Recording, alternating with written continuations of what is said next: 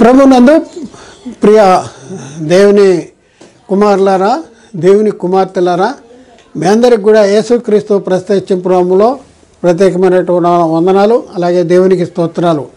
ప్రియులారా, ఎలా ఉన్నారు? బాగున్నారు కదా? చాలా సంతోషం. దేవుని కృప మహదైశ్వర్యాన్ని బట్టి మేము కూడా కులాసాగానే ఉన్నాం. ప్రియులారా, మనం గత క్లాసులో ఒక ప్రత్యేకమైన అంశాన్ని నేర్చుకోవటానికి ప్రయత్నం చేశాం.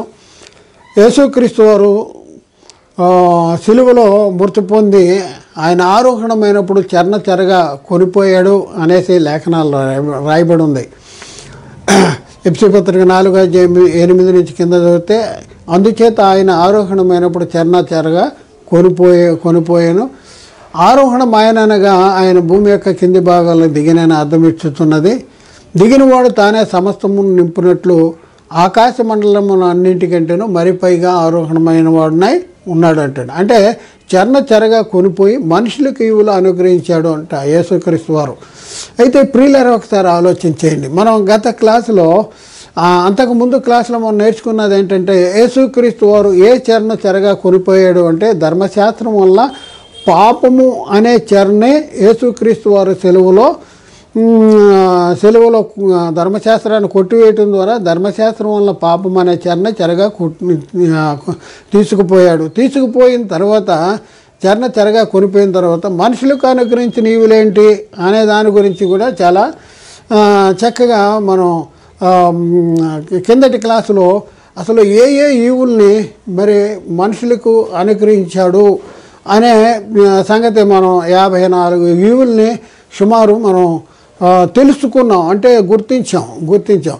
అయితే ప్రియులారా, ఈ తరగతిలో మనము వాటిలో కొన్ని సంగతులు మనం తెలుసుకుంటానికి ప్రయత్నం చేద్దాం.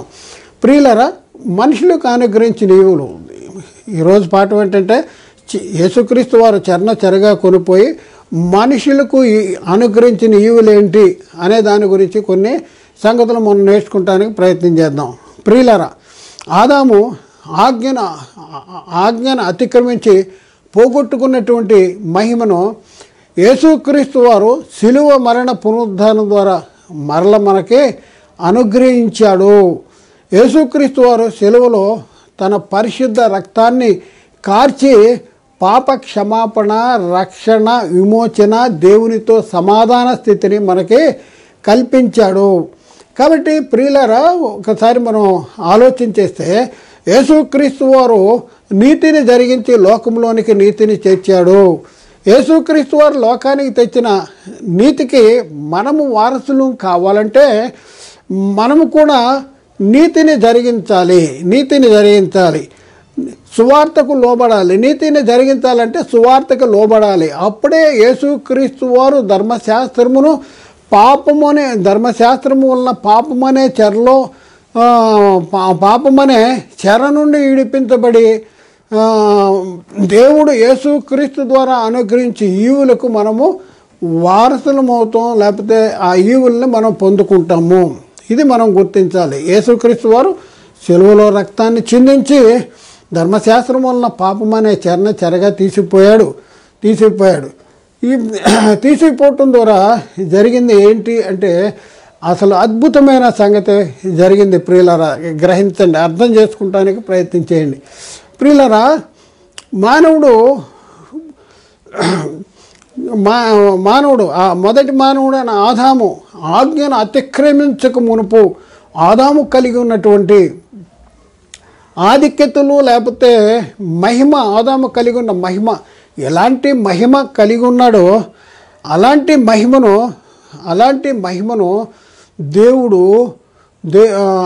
మహిమను దేవుడు యేసుక్రీస్తు ద్వారా, యేసుక్రీస్తు శిలువ మరణ పునరుద్ధానం ద్వారా దేవుడు అలాంటి మహిమను దేవుడు మనకి అనుగ్రహించాడు.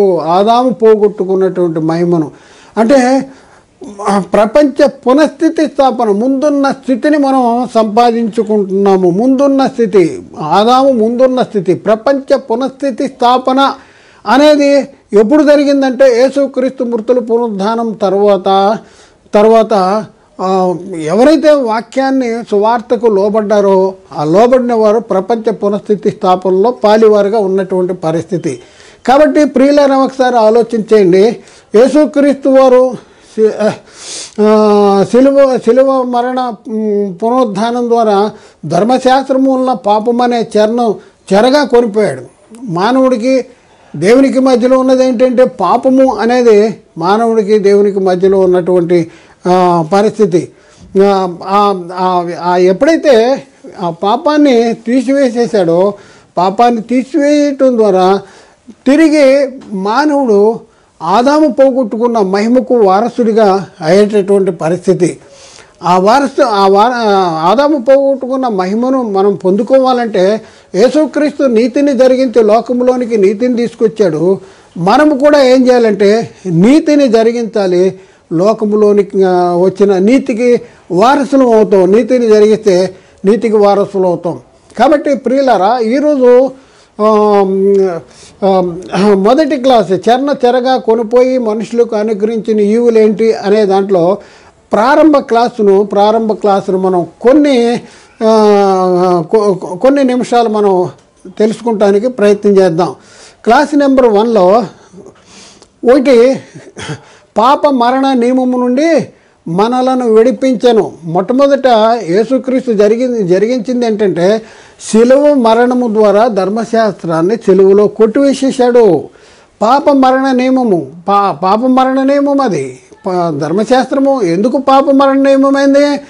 ధర్మశాస్త్రము పాపమనగా ఏంటో తెలియపరిచేది, కానీ పాపాన్ని తీసివేసే బలము ధర్మశాస్త్రానికి లేదు. పైపెచ్చు పాపము అత్యధికమైన పాపము నిమిత్తము అది నాకు మరణకరము ఆయను అంటాడు. కాబట్టి పాప మరణము నియమం, అది పాప మరణ నియమం. ధర్మశాస్త్రము ఏం చెప్తుందంటే పాపాన్ని ఆరోపించుద్ది, పాపాన్ని తీసివేసే బలము ధర్మశాస్త్రానికి లేదు. అందుకనే ధర్మశాస్త్రానికి పాప మరణ నియమము అనేసి కూడా వ్రాయబడి ఉంది. ప్రియులారా మొదటి పాయింట్ ఏంటంటే పాప మరణ నియమము నుండి నన్ను విడిపించాడు. ఒకవైపు ఇశ్రాయేలీలు ధర్మశాస్త్రం కలిగిన ఇశ్రాయేలీలు ధర్మశాస్త్రం కొట్టివేయడం ద్వారా పాప మరణ నియమము నుండి విడిపించాడు. అలాగే ధర్మశాస్త్రం అన్ని జనులు కూడా ఆ పాప మరణ నియమము నుండి విడిపించబడినటువంటి వారంగా ఉన్నాం. ఇంకా మనం చూస్తే మరొక పాయింట్ ఏంటంటే ధర్మశాస్త్ర సంబంధమైన నీతి విధి నెరవేర్చబడవలనని ఆయన శరీరమందు పాపానికి శిక్ష విధించబడింది. యేసుక్రీస్తు వారు ఏం జరిగించాడు అంటే ధర్మశాస్త్ర సంబంధమైన నీతి విధి నెరవేర్చాలని. మనుషులు ధర్మశాస్త్ర సంబంధమైన నీతి విధి నెరవేర్చలేకపోతున్నారు. అందుకనే దేవుడు యేసుక్రీస్తు వారిని ఈ లోకాన్ని పంపించాడు. కాబట్టి నెరవేర్చవలనని దేవుడు క్రీస్తు శరీరం మీద మన పాపాలకు శిక్ష విధించాడు. ఇది రెండవ పాయింట్. మూడో పాయింట్ మనం తెలుసుకుంటే మూడో పాయింట్ ఏంటంటే పాప క్షమాపణ. ఎప్పుడైతే ధర్మశాస్త్రము అంటే పాపాన్ని తీసివేసేసాడో, ఎప్పుడైతే పాపానికి బలమైన ధర్మశాస్త్రాన్ని తీసివేసేస్తాడో ఇమీడియట్ ఏం జరుగుతుందంటే పాప క్షమాపణ. యేసుక్రీస్తు శిలువలో కార్చిన రక్తధారల ద్వారా మనకి ఏం జరుగుతుందంటే పాప క్షమాపణ అనేది జరుగుతుంది. 4వ పాయింట్ ఏంటంటే విమోచన అనుగ్రహించాడు. మనకు విమోచన దేని నుంచి? ధర్మశాస్త్రములో బంధించబడిన వారిని, ధర్మశాస్త్రము వలన పాపము అనే చెరలో బంధించబడిన వారిని విమోచించాడు, విడిపించాడు. ఇదే 4వ పాయింట్. ఈరోజు ఇంచుమించు ఈ 4 పాయింట్లు మనం నేర్చుకోవడానికి ప్రయత్నం చేద్దాం. మొట్టమొదట ప్రియులారా ఒకసారి ఆలోచించండి. యేసుక్రీస్తు వారు నీతిమంతుడైన యేసుక్రీస్తు వారు నీతిని జరిగించాడు, లోకంలోనికి నీతిని తీసుకొచ్చాడు. అయితే మనము కూడా నీతిని జరిగించితే ఈ ఆధిక్యతలన్నింటికి కూడా మనము కూడా ఆధిక్యతలన్నింటికి కూడా మనం పొందుకోగలము. యేసుక్రీస్తు వారు లోకానికి తెచ్చిన నీతిని మనం కూడా నీతిని యేసుక్రీస్తు వారు లోకానికి తీసుకొచ్చాడు ఒక నీతిని. ఆ నీతిని మనము కూడా అనుసరించాలి, మనము కూడా జరిగించాలి. జరిగించినప్పుడు మనకి ఈ ఈవులన్నింటినీ మనం పొందుకుంటానికి యోగ్యులంగా ఉంటాం. మొట్టమొదట మన యేసుక్రీస్తు వారు సిలువలో మరి ధర్మశాస్త్రాన్ని కొట్టివేయటం ద్వారా మనకు అనుగ్రహించిన ఈవి ఏంటంటే మొట్టమొదట పాప క్షమాపణ గురించి మనం ఆలోచిస్తే ఈ లోకంలో ఉన్న మనుషులు ఏదో ఒకటి జరిగితే పాప క్షమాపణ జరిగిపోతుంది అనేసి ఆలోచించేటటువంటి పరిస్థితి. అయితే ప్రియులారా, ఒక ప్రశ్న వేసుకుందాం. ఈ లోకంలో ఉన్న మనుషులు ఏదో ఒక సంగతి జరిగిస్తే పాప క్షమాపణ జరిగిపోతే యేసుక్రీస్తు వారు ఈ లోకానికి రావాల్సిన అవసరమే ఉండేది కాదు. బైబిలు ఏం చెప్తుందంటే ఈ పాపం యొక్క ప్రభావము ఎంత భయంకరమైనదో బైబిల్ ఏం చెప్తుందంటే కీర్తన గ్రంథంలో 49వ కీర్తన 7-8 వచనాలు మనం చూస్తే, ఎవడును ఏ విధము చేతనైనను తన సహోదరుని విమోచించలేడు. వాడు కుళ్ళు చూడక నిత్యము బ్రతుకున్నట్లు వాని నిమిత్తము దేవుని సన్నిధిలో ప్రాయశ్చిత్తము చేయగలవాడు ఎవడు కూడా లేడు అంటాడు. ఎవడు కూడా ఏ విధము చేత కూడా సహోదరుని విమోచించలేడు.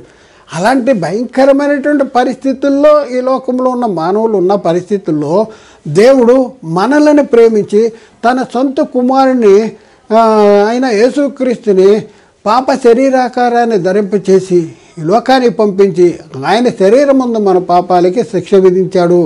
శిక్ష విధించడం ద్వారా మనకేమొచ్చింది? రక్షణ. మనకేమొచ్చింది? ఒకసారి ఆలోచన. పాప క్షమాపణ జరిగింది. పాపాలు క్షమించబడినాయి.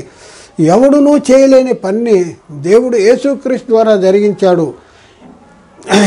ఇంకెవరైనా జరిగిస్తే యేసుక్రీస్తు పరలోకానికి ఏర్పాటు చేసిన మార్గము పాతదైపోద్ది. యేసుక్రీస్తు జరిగించిన క్రియను గురించి బైబిలు ఏం చెప్తుందంటే యేసుక్రీస్తు పరలోకానికి ఒక మార్గాన్ని ఏర్పాటు చేశాడంట. పరలోకానికి ఒక మార్గాన్ని ఆయన శరీరం అనే తెర ద్వారా ఏర్పాటు చేశాడు. అలాంటి మార్గాన్ని ఇంకెవరూ కూడా ఏర్పాటు చేయలేదు.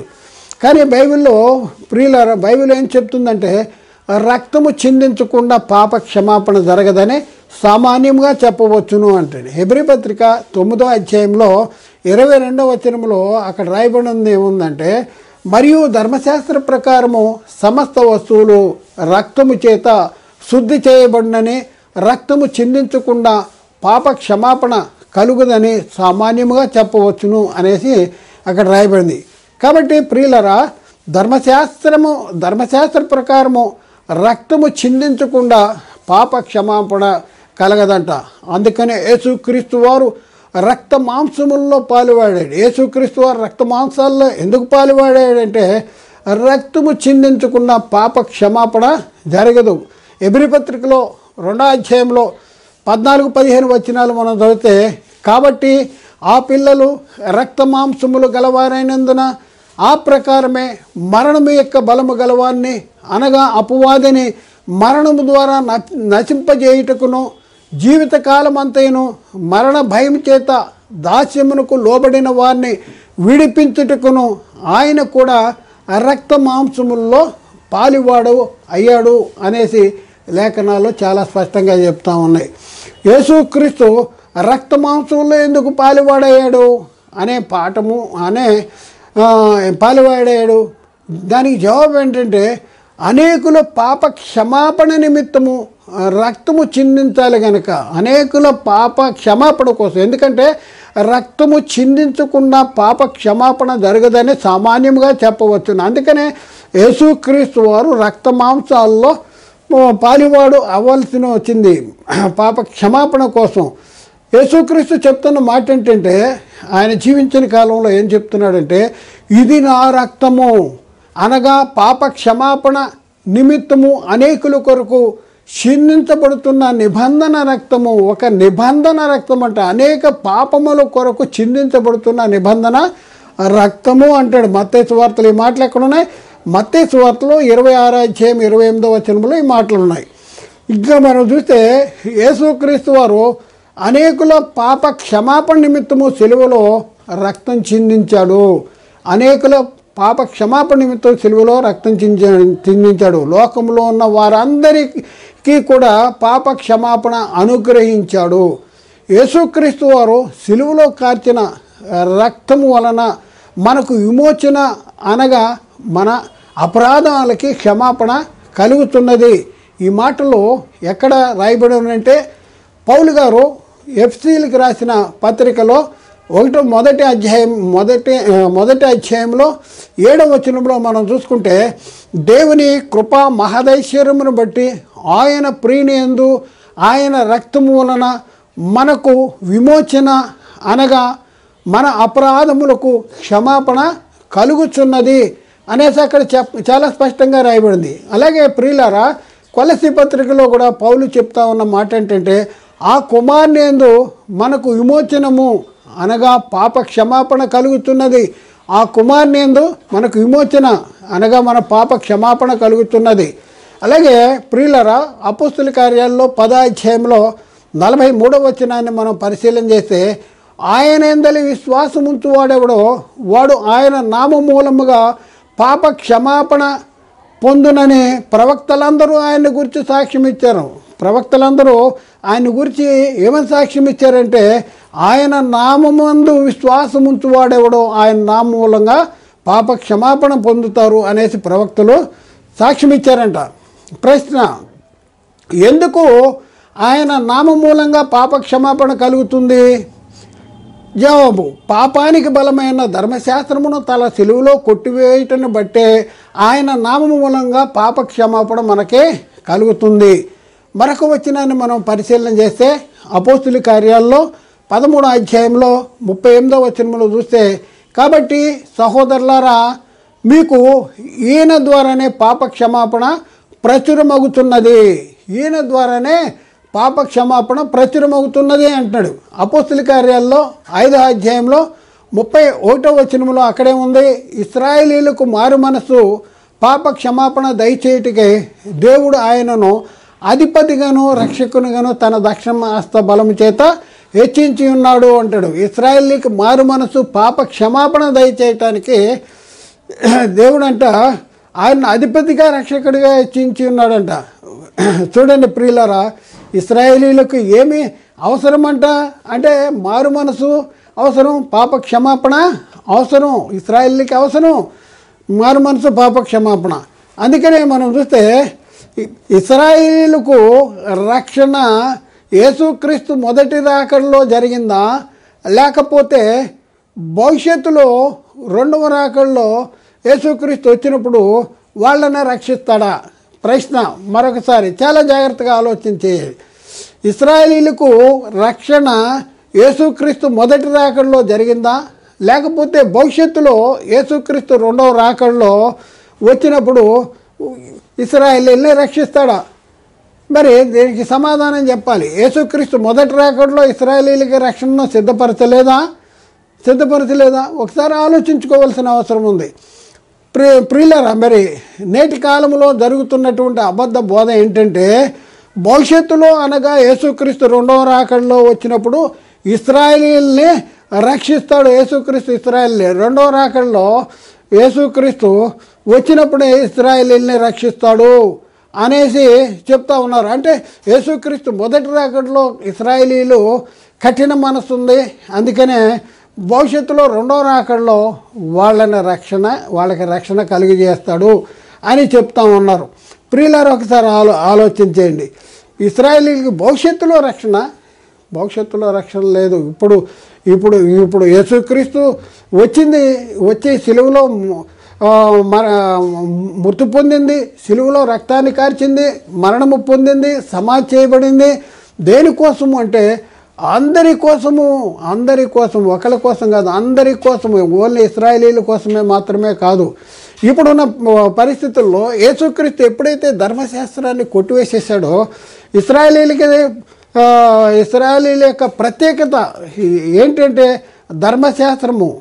ఆ ధర్మశాస్త్రాన్ని కొట్టివేసేసాడో ఇశ్రాయేలీలు కూడా ఎవరైపోయారంటే అన్ని జనులు అయిపోయారు.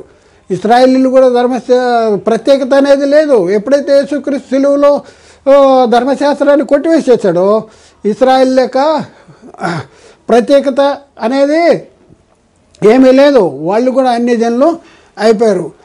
అప్పటికి ఉన్న అన్ని జనులు, ధర్మశాస్త్రము అమల్లో ఉన్న కాలంలో అన్ని జనులు ధర్మశాస్త్రము కొట్టివేయటం ద్వారా అన్ని జనులైన ఇశ్రాయేలీలు వీళ్ళిద్దరూ కూడా ఎక్కడికి రావాలంటే యేసుక్రీస్తు దగ్గరికి రావాలి. యేసుక్రీస్తు దగ్గరికి వస్తేనే వాళ్ళకి క్రీస్తు ద్వారా పాప క్షమాపణ అనేది జరుగుద్ది. క్రీస్తు ద్వారా చూద్దాం ప్రియులారా. గల్తీ పత్రికలో 3వ అధ్యాయంలో 26, 27, 28 వచనాలు మనం చదివితే, గల్తీ పత్రిక 3వ అధ్యాయము 26, 27, 28 వచనాలు చదివితే, యేసుక్రీస్తునందు మీరందరూ విశ్వాసం వలన దేవుని కుమారులై ఉన్నారు. మీరందరూ యేసుక్రీస్తునందు, మీరందరూ అంటే అండర్లైన్ చేసుకోవాలి. మీరందరూ ఎవరు అనేది మనం ఆలోచిద్దాం.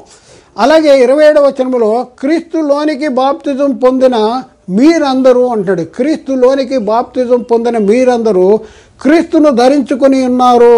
క్రీస్తులోనికి బాప్తిజం పొందిన, బాప్తిజం ఎవరిలోనికి పొందాలి? క్రీస్తులోనికి. క్రీస్తులోనికి బాప్తిజం పొందిన వారు ఎవరిని ధరించుకున్నారు? క్రీస్తుని ధరించుకున్నారు. ఎవరు వీళ్ళు? యేసుక్రీస్తునందు విశ్వాసం ఉంచి దేవుని కుమారులైన వాళ్ళు ఎవరు? క్రీస్తులోనికి బాప్తిజం పొంది క్రీస్తుని ధరించుకున్న వాళ్ళు ఎవరు? వీరందరూ అనే 5 వచనాల్లో రాయబడి ఉంది. కానీ అక్కడ స్పష్టంగా లేదు. అయితే ప్రియులరా, వీరందరూ ఎవరు అనేది 28వ వచనంలో చాలా స్పష్టంగా రాయబడి ఉంది. మనం చూద్దాం ప్రియులరా. ఇందులో యూదుడని, 28వ వచనం, ఇందులో యూదుడని, గ్రీసు దేశస్థుడని లేదు, దాసుడని, స్వతంత్రుడని లేదు, పురుషుడని, స్త్రీ అని లేదు, యేసుక్రీస్తునందు మీరందరూ ఏకముగా ఉన్నారు. ఎప్పుడైతే యేసుక్రీస్తు శిలువ మరణ పునరుద్ధానము ద్వారా జరిగింది ఏంటంటే, ధర్మశాస్త్రం కొట్టివేయటం ద్వారా ఏమైందంటే అందరినీ ధర్మశాస్త్రం యొక్క ప్రత్యేకత లేదు, అందరూ కూడా అన్ని జనులయ్యారు.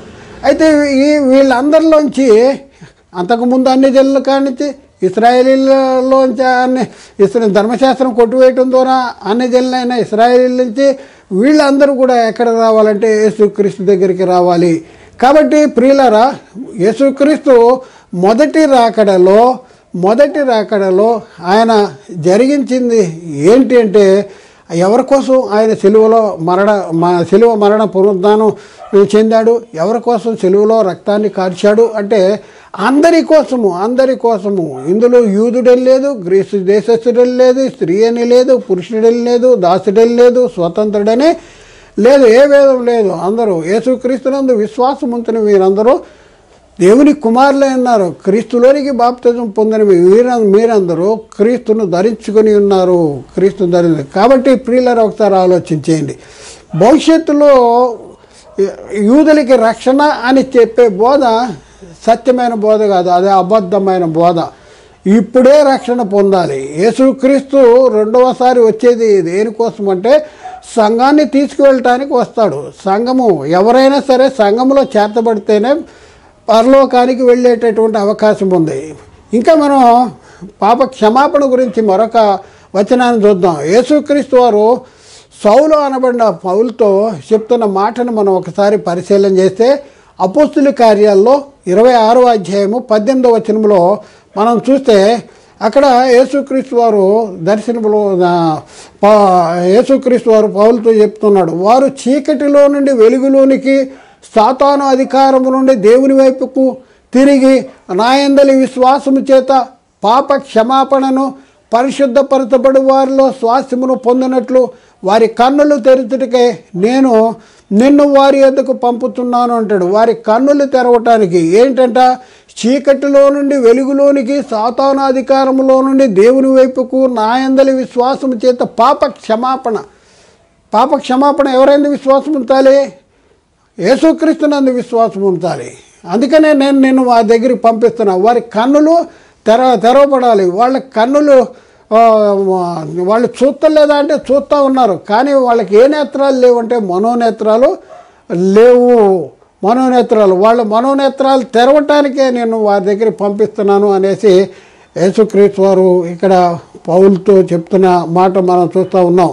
మరొక మాటను మనం పరిశీలన చేస్తే అపోస్తుల కార్యము 2వ అధ్యాయము 38వ వచనంలో అపోస్తులైన పేతురు చెప్తా ఉన్నాడు. వాళ్ళు అయ్యలారా మేమేం చేయాలి ఆయన బోధ విన్నవాళ్ళు అంటున్నారు మేమేం చేయాలంటే, అప్పుడు పేతురు అంటాడు అపోస్తుల కార్యం 2వ అధ్యాయము 38వ వచనంలో, పేతురు మీరు మారు మనస్సు పొంది పాప క్షమాపణ నిమిత్తము ప్రతివాడు యేసుక్రీస్తు నామంలో బాప్తిజం పొందిరి, అప్పుడు మీరు పరిశుద్ధాత్మ అనే వరాన్ని పొందుతారు. పాప క్షమాపణ ధర్మశాస్త్రాన్ని కొట్టివేయడం ద్వారా ఏం జరిగింది? పాపానికి బలమైన ధర్మశాస్త్రాన్ని కొట్టివేయడం ద్వారా ఏం జరిగింది? పాపమనే ధర్మశాస్త్రం వల్ల పాపమనే చెరలో విడిపించబడిన వారిని, బంధించబడిన వారిని విడిపించబడటం అనేది జరిగింది. విడిపించబడిన తర్వాత వాళ్ళు క్రీస్తు దగ్గరకు వస్తే వాళ్ళు కలిగి ఉన్న ఆధిక్యతలు ఏంటంటే గొప్ప ఆధిక్యతలు ప్రియులారా. పాప క్షమాపణ అనేది ఈ లోకంలో ఎక్కడ కూడా అంగట్లో దొరకదు, బజార్లో దొరకదు, మార్కెట్లో దొరకదు, మన ఈ స్టోర్స్లో ఎక్కడ కూడా దొరకదు. పాప క్షమాపణ ఓన్లీ క్రీస్తు రక్తంలోనే పాప క్షమాపణ అనేది మనకి కలిగింది. కాబట్టి ప్రియులారా, అపోస్తుల కార్యాల్లో 2వ అధ్యాయం 38వ వచనంలో అంటాడు, మీరు మారు మనసు పొంది పాప క్షమాపణ నిమిత్తం యేసుక్రీస్తు నామములో బాప్తిజం తీసుకోవాలి అని చెప్తా ఉన్నాడు. అలాగే అపోస్తులైన పౌలుతో అన్నయ్య చెప్తున్న మాటలు, పౌలుతో అన్నయ్య ఏం చెప్తున్నాడు అంటే, అపోస్తుల కార్యాల్లో 22వ అధ్యాయము 16వ వచనంలో మనం చూస్తే, గనుక తడవు చేయటం ఎందుకు, లేచి ఆయన నామమును బట్టి ప్రార్థన చేసి బాప్తిజం పొంది నీ పాపాలు కడుక్కో అంటాడు. బాప్తిజం పొంది నీ పాపాలు కడుక్కో. పాప క్షమాపణ అనేది ఎప్పుడు జరుగుద్దంటే యేసుక్రీస్తుని నమ్ముకోవాలి. రక్షకుడనే, ప్రభు అనే, దేవుని కుమారుడనే క్రీస్తులో పాప క్షమాపణ, క్రీస్తులో నిత్యజీవము, యేసుక్రీస్తు మృతి పొంది తిరిగి లేచాడు, ఆయన మన పాపాల నిమిత్తం అప్పగించబడ్డాడు, మన నీతిమంతుడిగా తీర్చడానికి తిరిగి లేచాడని యేసుక్రీస్తునందు విశ్వాసం ఉంచి నమ్మి ఏం చేయాలి? బాప్తిజం పొందాలి. అప్పుడు రక్షణ జరుగుద్ది, పాప క్షమాపణ అనేది జరుగుద్ది. కాబట్టి తడవు చేయటేందుకు లేచి ఆయన నామమును బట్టి ప్రార్థన చేసి బాప్తిజం పొంది నీ పాపాలు కడుక్కో అనేసి అన్నయ్య పౌలుతో చెప్తున్న మాట మనం చూస్తూ ఉన్నాం. ప్రియులారా, మరొక పాయింట్ ఏంటంటే, రెండవ పాయింట్ ఏంటంటే, పాప క్షమాపణ జరగాలంటే పాప మరణ నియమము నుండి మనల్ని విడిపించబడాలి. పాప క్షమాపణ ఎప్పుడు జరుగుద్ది, పాప క్షమాపణ ఎలా జరిగించాడు అనేసి మనం చూస్తే, పాప మరణ నియమము నుండి మనం విడిపించబడాలి. ఈ పాప మరణ నియమము నుండి మనల్ని విడిపించింది ఎవరు, ఎలా విడిపించాడు పాప మరణ నియమము నుండి అనేసి మనం చూస్తే, రోమ పత్రికలో ప్రియులారా 8వ అధ్యాయంలో 1-2 వచనాల్లో మనం చూసుకుందాం. రోమపత్రిక 8వ అధ్యాయం 1-2 వచనాలు, క్రీస్తు యేసునందు జీవమునిచ్చు ఆత్మ యొక్క నియమము పాప మరణముల నియమము నుండి నన్ను విడిపించెను. చూద్దాం ప్రియులారా 1వ వచనం, కాబట్టి ఇప్పుడు క్రీస్తు యేసునందున్న వారికి ఏ శిక్షా విధి లేదంటే ఇప్పుడు క్రీస్తు యేసు. ఎందుకు అంటే క్రీస్తు యేసునందు జీవమునిచ్చు ఆత్మ యొక్క నియమము పాప మరణముల నియమము నుండి నన్ను విడిపించెను అంటాడు. పాప మరణ నియమముల నుండి నన్ను విడిపించెను. ఎందుకు, ఎట్లనగా అంటున్నాడు, ఎట్లనగా ధర్మశాస్త్రము దేనిని చేయజాలకపోయానో దానిని దేవుడు చేశాను. ధర్మశాస్త్రం ఏదైతే చేయలేకపోయిందో దాన్ని దేవుడు చేశాడంటే ఎలా చేశాడు? యేసుక్రీస్తు ద్వారా. దేవుడు ఎలా చేశాడు? యేసుక్రీస్తును పంపించి క్రీస్తు సిలువలో కాచిన రక్తదారులు ఆయన మరణము, సిలువ మరణము, ఆయన పునరుద్ధానం ద్వారా మనకి జరిగించాడు. ధర్మశాస్త్రము దేనిని చేయజాలకపోయిందో దాన్ని దేవుడు చేశాడంట. చూడండి ప్రియులారా, విడిపించబడుతున్నారు. దేని నుండి విడిపించబడుతున్నారు అంటే పాప మరణ నియమము నుండి నన్ను విడిపించెను అనేసి అక్కడ రాయబడింది. పాప మరణ నియమము నుండి నన్ను విడిపించెను. పాప మరణము నియమము నుండి నన్ను విడిపించితే ఏం జరుగుతుంది అంటే ఇప్పుడు క్రీస్తు యేసునందున్న వారికి ఏ శిక్ష విధి కూడా లేదు అనేసి లేఖనాల్లో చెప్తుంది. కాబట్టి పాప క్షమాపణ జరగాలంటే ఏం జరగాలంటే పాప మరణ నియమం అనేది కొట్టివేయబడాలి. మనం దాని నుండి విడిపించబడాలి. గలతీ పత్రిక 4వ అధ్యాయంలో 4-5 వచనాల్లో అక్కడ రాయబడిన మాటను మనం పరిశీలన చేస్తే, అయితే కాలము పరిపూర్ణమైనప్పుడు దేవుడు తన కుమారుని పంపెను, ఆయన స్త్రీ యందు పుట్టి మనము దత్తపుత్రులము కావాలని ధర్మశాస్త్రమునకు లోబడి ఉన్న వారిని విమోచించడానికే ఆయన ధర్మశాస్త్రానికి లోబడ్డాడు. చూడండి, యేసుక్రీస్తు వారు ఎందుకు ధర్మశాస్త్రానికి లోబడవలసినటువంటి అవసరం ఉందంటే, ధర్మశాస్త్రానికి లోబడి ఉన్న వారిని విమోచించడానికి ఆయన ధర్మశాస్త్రానికి లోబడ్డాడు. ప్రశ్న, యేసుక్రీస్తు వారు ధర్మశాస్త్రమునకు ఎందుకు లోబడ్డాడు అంటే జవాబు, ధర్మశాస్త్రమునకు లోబడి ఉన్న వారిని విమోచించడానికి ఆయన ధర్మశాస్త్రానికి లోబడ్డాడు. అంటే పాప మరణ నియమము నుండి మనల్ని విడిపించాడు. యేసుక్రీస్తు వారు ఏం చేశాడు? పాప మరణ నియమము నుండి మనం విడిపించాడు. ప్రియులారా, మరి మూడో పాయింట్ చూసుకుందాం. మూడో పాయింట్, ధర్మశాస్త్ర సంబంధమైన నీతి విధి నెరవేర్చబడడం వల్లనే ఆయన తన శరీరమందు మన పాపాలకి శిక్ష విధించాడు. ఆయన శరీరం ముందు మన పాపాలకి శిక్ష విధించబడింది. ధర్మశాస్త్ర సంబంధమైన నీతి విధి నెరవేర్చాలని మనం నెరవేర్చలేము. అందుకనే దేవుడు ఏం చేశాడు? మన ధర్మశాస్త్ర సంబంధమైన నీతి విధి నెరవేర్చడానికి ఆయన శరీరం ముందు మన పాపాలకి శిక్ష విధించాడు. చూద్దాం ప్రియులారా, రోమపత్రికలో 8వ అధ్యాయంలో 3-4 వచనాలు చూద్దాం. రోమపత్రిక 8వ అధ్యాయము 3-4 వచనాలు చూద్దాం. శరీరమును అనుసరింపక ఆత్మను అనుసరించి నడుచుకుని మన యందు ధర్మశాస్త్ర సంబంధమైన నీతి విధి నెరవేర్చబడవలనని పాప పరిహారము నిమిత్తము దేవుడు తన సొంత కుమారుని పాప శరీరాకారముతో పంపి ఆయన శరీరమందు మన పాపాలకి శిక్ష విధించాడు. చూడండి, ఏంటి చూడు, మనము పొందవలసిన శిక్షను ఆయన శరీరమందు దేవుడు విధించాడంట. ఎందుకు అంటే ధర్మశాస్త్ర సంబంధమైన నీతి విధి నెరవేర్చాలి. అందుకని ఆయన శరీరమందు మన పాపాలకి శిక్ష విధించాడు. ఇంకా ప్రియులరా, మరి ఒకసారి మనం పరిశీలన చేస్తే నీతి ధర్మశాస్త్రం వల్ల అయితే ఆ పక్షమందు క్రీస్తు చనిపోయింది నిష్ప్రయోజనమే.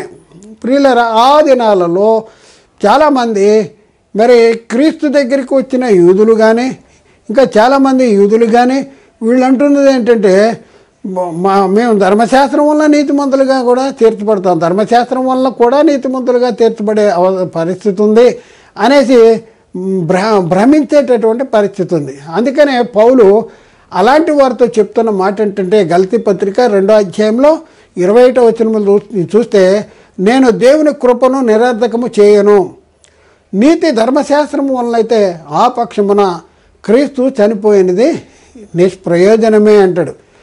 మరొక మాటను చూద్దాం. గలతీ పత్రిక 5వ అధ్యాయంలో 4వ వచనం చూస్తే ఒక వార్నింగ్ ఇస్తున్నాడు. ప్రియులారా, ఒక వార్నింగ్ ఇస్తున్నాడు. ఏంటో వార్నింగు అంటే, చాలామంది ఇప్పటికి కూడా క్రైస్తవులుగా అని పిలువబడుతున్నటువంటి అనేక మంది కూడా ఇంకా ధర్మశాస్త్రము అమల్లో ఉంది. ధర్మశాస్త్రము సగము యూదులకి 2 ధర్మశాస్త్రాలు ఇచ్చాడు, ఒక ధర్మశాస్త్రం కొట్టేశాడు, మరొక ధర్మశాస్త్రం ఉంది అని చెప్పేవాళ్ళు ఉంటే, ధర్మశాస్త్రంలో సగం కొట్టేశాడు, సగం ఇంకా అమల్లో ఉందని మరికొంతమంది చెప్పేటటువంటి పరిస్థితి ఉంది.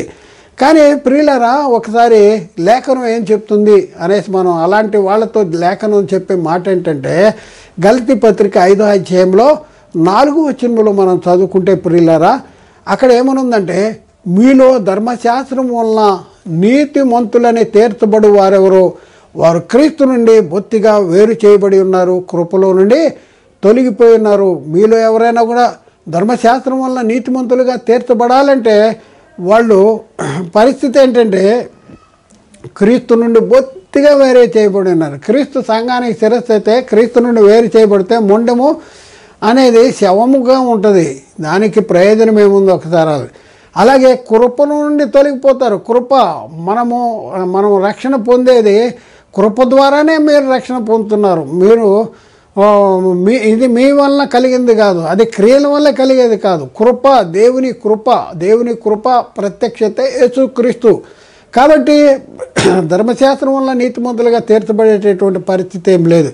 మనం ఎక్కడికి రావాలి అంటే, మన పాప క్షమాపణ జరగాలి అంటే మరి ధర్మశాస్త్ర సంబంధమైన నీతి విధి మన జీవితాల్లో నెరవేర్చబడాలి అంటే యేసుక్రీస్తు దగ్గరికి రావాలి.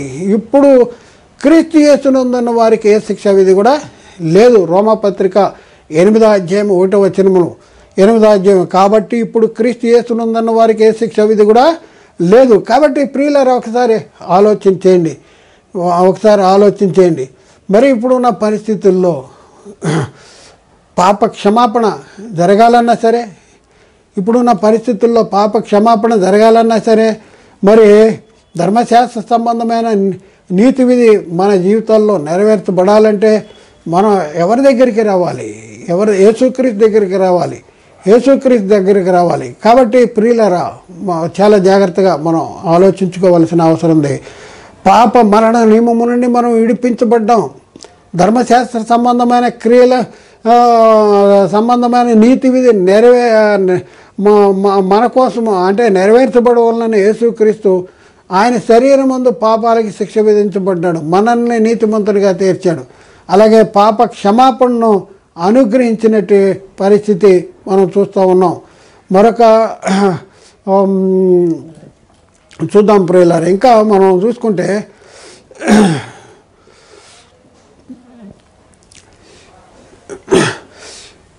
యేసుక్రీస్తు వారు సిలువలో ధర్మశాస్త్రాన్ని కొట్టివేయటం ద్వారా ధర్మశాస్త్రం వలన పాపం అనే చెరలోంచి విడిపించటం ద్వారా మరి మనకు అనుగ్రహించిన ఈవులు ఒకసారి మనం లేఖనాల్లో ఎన్నో సత్యాలు రాయబడి ఉన్నాయి.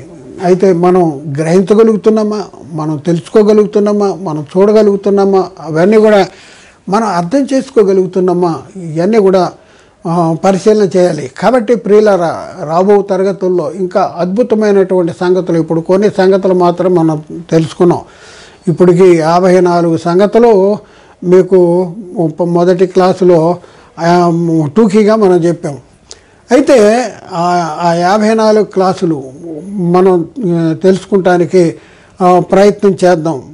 ప్రారంభ క్లాసులో మనం కొంతవరకు నేర్చుకున్నాం, భవిష్యత్తులో ఇంకా పూర్తిగా నేర్చుకుంటానికి ప్రయత్నం చేద్దాం. కాబట్టి ఆలోచించేయండి, అర్థం చేసుకోండి, సత్యాన్ని గ్రహించడానికి ప్రయత్నం చేయండి. దేవుడు మాట్లాడిన ప్రతి మాట ప్రతి ఒక్క హృదయంలో నీరు గట్టి ఫలింపు చేయనుగాక. ఆమెన్. అందరికీ వందనాలు, దేవునికి స్తోత్రాలు.